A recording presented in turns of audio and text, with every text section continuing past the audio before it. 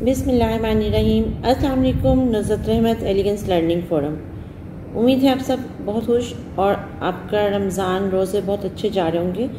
और हम लोगों के लिए अल्लाह ताला आसानियाँ पैदा करे। कल मैं एक टीवी प्रोग्राम में एक बच्ची से किसी टीवी एंकर ने पूछा कि बेटा आपके फ्रेंड का नाम क्या है, तो उसने बड़े प्यार से कहा, बहुत मासूम सी, बहुत इनोसेंट सी बच्ची, जिसने बहुत प्यार से कहा मामा। एंकर ने दोबारा पूछा आपका फ्रेंड कौन है, उसने कहा मामा। आज इस टॉपिक पे अभी तक मुझे बहुत सारे लोगों ने कहा कि आपने दुआ ज़हरा पे कोई वीडियो नहीं बनाई या उस टॉपिक को डिस्कस नहीं किया। तो अनफॉर्चुनेटली पॉइंट क्या आता है कि ये बहुत सेंसिटिव मैटर्स होते हैं कि आई थिंक सो किसी की बच्ची घर से चली जाए और जिस तरह टीवी पे डिफरेंट उनके पेरेंट्स से पूछा जा रहा था कि बच्ची घर से कुछ लेके तो नहीं गई या बच्ची अपनी मर्जी से गई, sort of like many other things. But यहाँ मैं सोसाइटी के कुछ गैप को डिस्कस करूँगी और ये डिस्कस भी शायद मैं अभी भी ना करती, बट इस बात पे कि जब वो हम लोग देख रहे हैं कि जी बहुत सारे सोशल मीडिया पे और टीवी न्यूज़ में बच्ची का बयान जो सामने आया। अब बच्ची के बयान से पहले मैं एक और बात करूँगी। मेरी फैमिली में एक मेट की बच्ची ने, जो खुद अभी आई थिंक तो हार्डली में आज से 7 से 8 साल की बच्ची होगी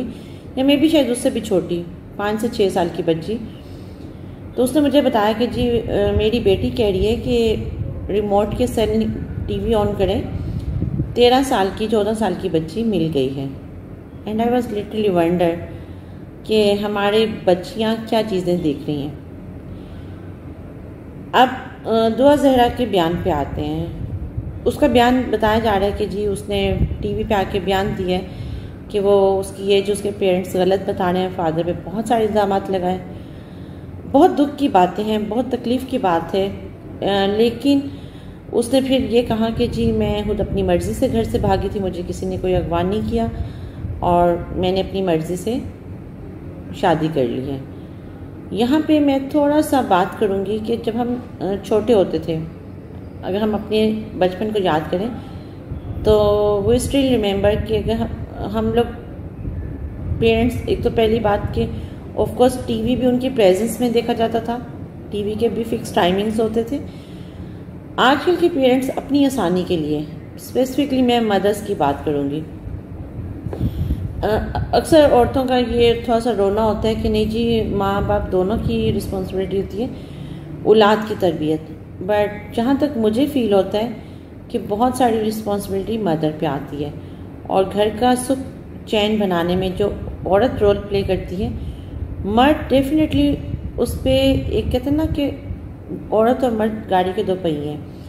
बट डेफिनेटली औरत का बहुत पॉजिटिव रोल होता है। हमारी सोसाइटी में ये केसेस क्यों बढ़ते जा रहे हैं? पहली बात ये कि आजकल के पेरेंट्स बच्चों को क्या करते हैं, खुद अपने सुख के लिए मदर्स, उन्होंने घंटों भर फ़ोन पे बात करनी होती है, कहीं किसी ने मिलाद पे जाना होता है, किसी ने कोई फैमिली फंक्शंस पे जाना होता है, किसी ने कोई पार्टी पे जाना होता है,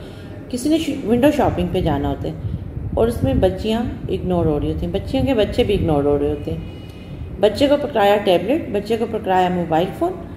कि बच्चा रोए नहीं, बच्चा चीखे नहीं मारे, बच्चा हमसे कन्वर्सेशन नहीं करे, हमें फ्री स्पेस टाइम मिले और उस फ्री स्पेस टाइम की खुशी में शायद मदर्स अपने आप को थोड़ा सा, वो कहते हैं ना, रिस्पॉन्सिबिलिटी से आउट करने के लिए इस चीज़ को और बच्चों को वो पकड़ा देती हैं। वन मोर थिंग, जो मुझे सोसाइटी के गैप्स बहुत क्लियर फील होते हैं, हम बच्चों पे एक बेजा सख्ती की मैं बात नहीं करूँगी, बच्चों पे इतना उनके साथ कंफर्ट लेवल रखना चाहिए कि वो ईच एंड एवरीथिंग लाइक आप समझें कि वो जो हमें अपने बचपन में, यानी कि लाइक हम लोगों ने अपने देखा पेरेंट्स से, अपनी मदर से, मुझे अभी तक याद है कि मैं लास्ट मोमेंट तक भी अपनी मदर से अपनी हर बात शेयर करती थी, ईच एंड एवरीथिंग। लाइक अगर मेरे ऑफिस से कोई फ़ोन आना है, मेरी किसी फ्रेंड का कोई फ़ोन है, किसी का भी कोई फ़ोन कुछ है, तो मैंने कभी I don't want to go another room, मैंने जब भी बात करनी है उनके सामने बैठ के करनी है। थर्ड पॉइंट, बच्चियां और बच्चे, हमारी सोसाइटी में गैप्स बढ़ते जा रहे हैं और ये गैप बढ़ाने में हम बच्चों को ब्लेम कर देते हैं। क्या हम ये सोच रहे हैं कि हम खुद कहाँ पे खड़े हैं? बच्चों को सेपरेट रूम क्यों हम एलोकेट कर देते हैं? क्या हम ये नोट करते हैं कि उनको सेपरेट रूम देने का मतलब ये है कि हमने उनको अपनी ज़िंदगियों से कह दिया कि ओके फाइन, आप लोग रूम में जो मर्जी करो। रूम देने का पर्पस एक उनके साथ, क्या हम बच्चों को रूम देने का पर्पस ये है कि हमने बच्चों को एक रूम दे के कुछ फैसिलिटी तो प्रोवाइड कर दी है, बट बहुत सारे गैप्स भी डेवलप हो गए। इवन अगर घरों में सेपरेट रूम भी होते हैं तो बट फिर भी पेरेंट्स बहुत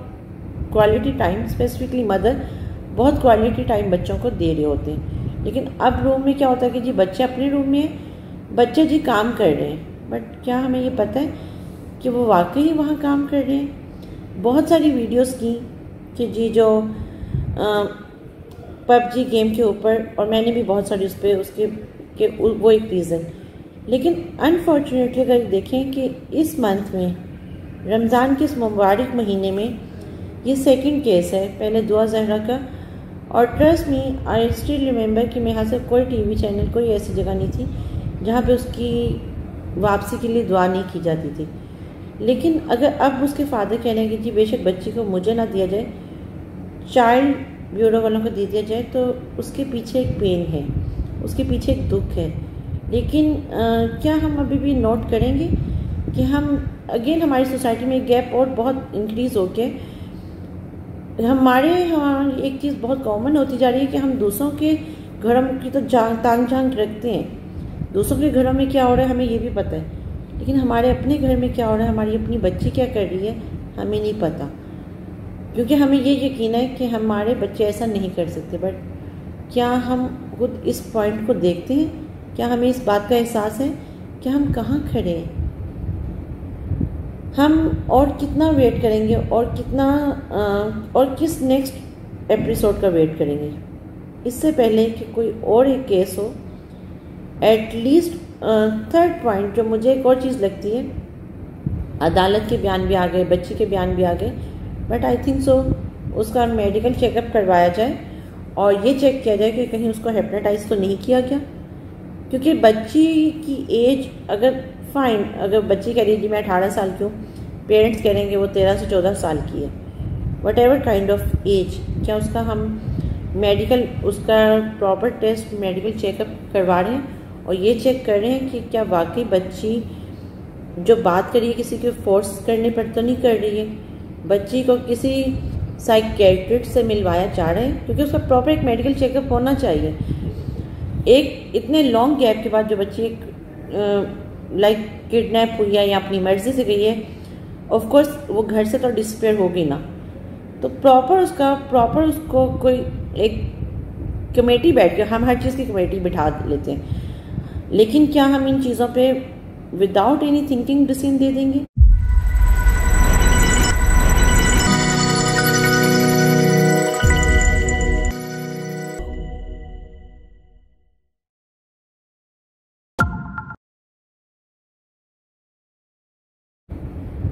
हम और कितना वेट करेंगे और कितना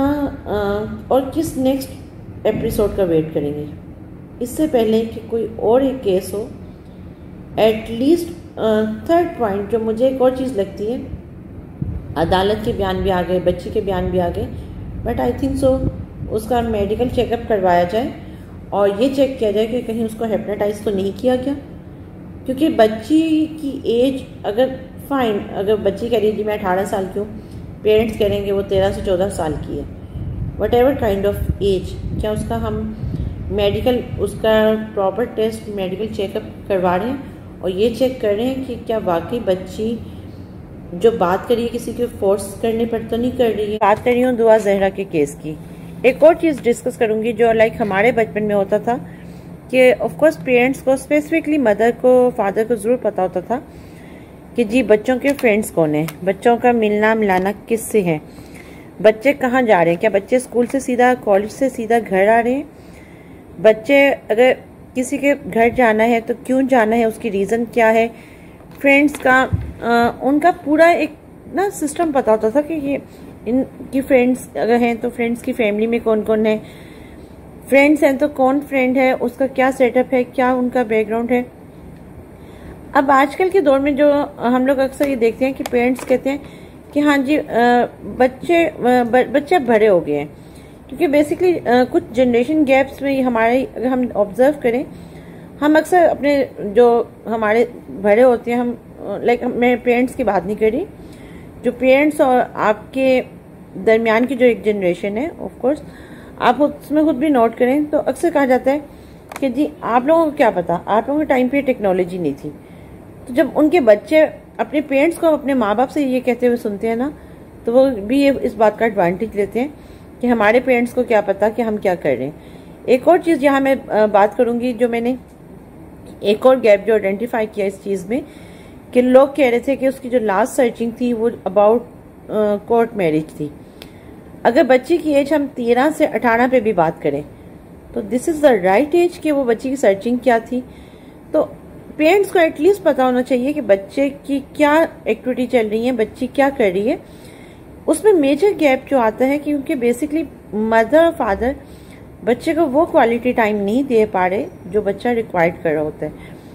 बच्चे के स्कूल में टीचर्स कौन है, टीचर्स का हमारे पेरेंट्स को पता होता था कि टीचर्स कौन है और वो क्या कर रहे हैं। तो ये सारी चीज़ों का गैप जो है हमें नोट करने है और इनको रिमूव करना है। फ्रेंड्स, दुआ ज़हरा के केस में कुछ और गैप आइडेंटिफाई करूँगी। एक हम जो ये कुछ लाइक उनके फादर या जो प्रॉपर सोशल मीडिया पे एक बात चल रही है कि जी बच्ची नीचे घर में गली में कूड़ा फेंकने गई थी। जो मुझे याद है हम अपने बचपन में देखते थे कि घर में अगर गेट नॉक होता है या बाहर कोई चीज़ फेंकनी होती है, चाहे 2 कदम के फासले तक ही क्यों ना जाना हो, तो आई स्टिल रिमेम्बर कि ये काम बाबा खुद करते थे। अगर गेट नॉक हुआ है, डोर बेल हुई है, तो उन्होंने खुद देखना है, खुद चेक करना है कि कौन आया है कौन नहीं आया।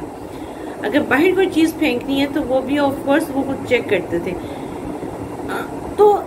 ये चीज़ें हमारे यहाँ, क्योंकि बेसिकली देखें कि एक चीज़ आती है कि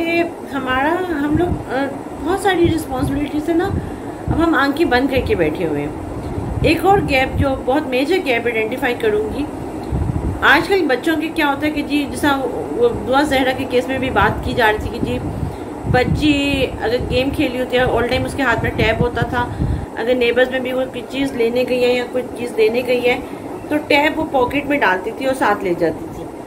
पॉइंट क्या आता है क्योंकि इस चीज़ का गैप में वो बच्ची लेके गई टैब या नहीं लेके गई, मैं उस चीज़ को डिस्कस नहीं करूँगी, बट अनफॉर्चुनेटली हमने अपने बड़ों के दरमियान बैठना और हमने अपने बच्चों को ये तरबियत ही ख़त्म कर दी है कि बच्चे नानी दादी के पास बैठे, दादा दादी के पास बैठे।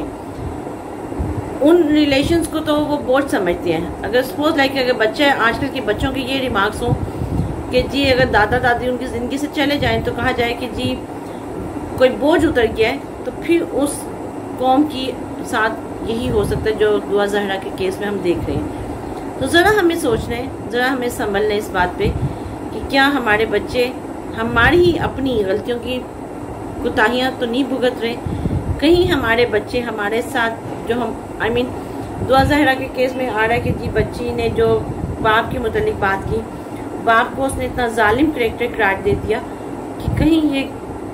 हमारी अपनी ही गलतियाँ तो नहीं है। बच्चों को जितना बड़ों के दरमियान में बिठाएंगे,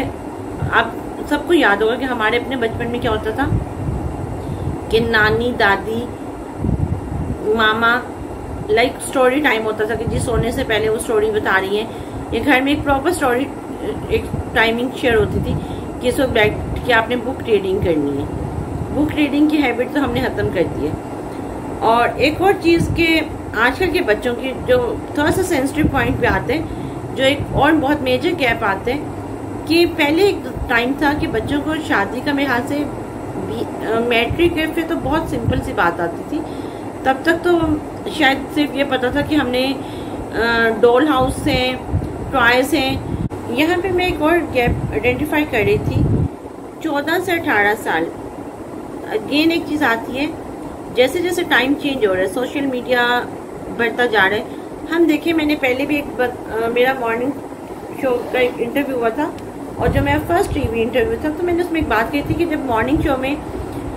शादीशुदा जोड़ों के भी दोबारा से शादियाँ दूसरी तीसरी इन द सेंस कि हर वक्त उनको एक दूल्हा दुल्हन बनाया हुआ दिखाया जाता है, तो ऑफकोर्स न्यू जनरेशन क्या लर्न कर रही होती है। अनफॉर्चुनेटली आप देखिए कि कराची के जो 2 इंसिडेंट हुए, दोनों में सेम स्टोरी है।